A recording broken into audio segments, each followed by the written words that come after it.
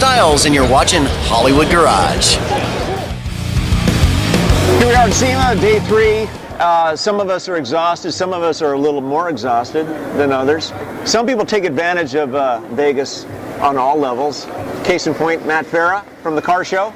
Matt, what's happening, man? Thanks for joining me on the show. Yeah, no, I'm happy to do interviews when I'm still drunk. That's really the. You got coffee in there? Or you got something else? This actually, this was for you. That was me. If I wasn't doing this, I wouldn't have even had the coffee. You're lucky. Consider That's yourself my gift lucky for the show. that I spent $9 on Vegas Starbucks for you, Tim. That's cheap. That's a pretty good price. Yeah. Wherever you got that. I get my coffee and a croissant. And they're like, that'll be $11.50, and I'm like, excuse me. I worked, I think it was 28 days straight before coming here, and that's all like on the road shooting and stuff. And so I was here, I was like, I don't want an alarm clock for anything. I just want to drink and wander aimlessly and not have to drive anywhere for a week. And so that's my Vegas right now. Yeah. So on Smoking Tire, you do a lot of cars. Yeah. And you've done tons. Yeah, Is there anything? We've done 107 episodes, I think, of Smoking Tire. A really bad habit of making fun of bad cars to their builder/owners' faces. Just by accident. Well, you know, I drive a Ford Raptor, right? And over here in Mopar Alley, they're assembling one of those Ram Runners. Because the Dodge Ram Runner, you don't buy it, it's a dealer installed kit. Yeah. And it's like 20 grand to turn your Ram into a Raptor. Yeah, with the stickers. Right, so I walked out there and I was like, so what are you guys doing? And they're like, oh, we're building a Ram Runner. I was like, that's funny.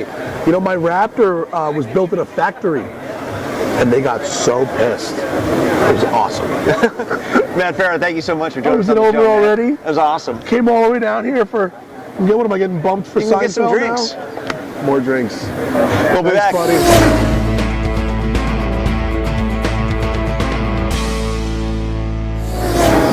Welcome back. We're hanging out with Lou Camilli from Polestar. Absolutely. Polestar plugs, which Absolutely. are awesome, by the way. Thank you. I do have them in our car. And, you know, you don't think that something so small can have such a large impact. Well, you know what they say, there's some pretty powerful stuff in small packages. That's right. And what makes your plug so dramatically different than other plugs that are on the market? It's a function of science, actually. The spark plug's been the same for over 100 years, and it's done a very good job. Otherwise, it wouldn't be still around. Right.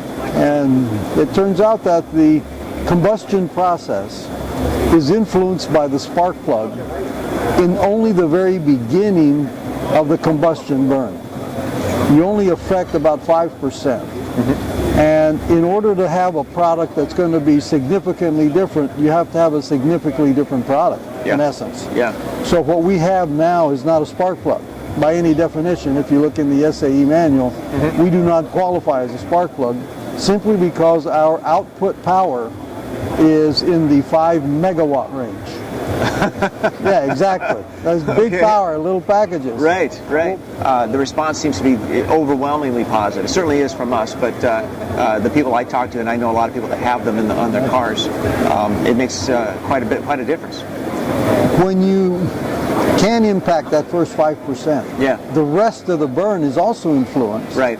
So that you get much better throttle response, and that's what all of our customers tell us, is that when they step on the throttle, things happen immediately. Yeah. Whereas before there was a little bit of a lag. Right. And that's really what this technology excels at. Yeah. And that is burning fuel in conditions that aren't optimal. Fantastic. Thank you, Lou. I appreciate Yes, your sir. time on the show.